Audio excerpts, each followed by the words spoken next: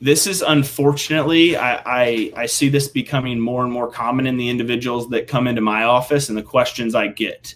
So Abel here, she's planning on moving in with a convicted felon.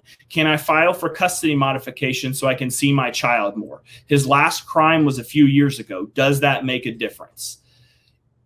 Yes and no.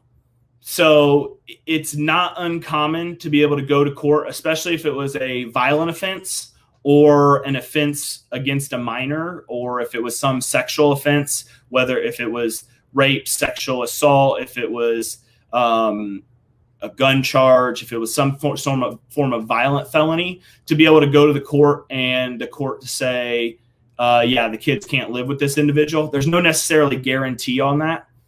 But that is something. And can I file for a custody modification? You can always file for a custody modification. It's a matter of if you can make a compelling argument for the change in custody. So depending on your state, they're going to have different burdens of proof for you to be able to get that change of custody. So that's something where it's going to be, unfortunately, probably a lot dependent on the judge and then how compelling an argument you, or if you have an attorney, can make that it is going to be detrimental to the children.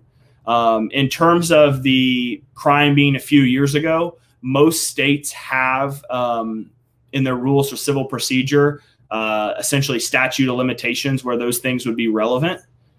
So you would have to look on that. It may be 3 years, it may be 5 years, it may be 10 years.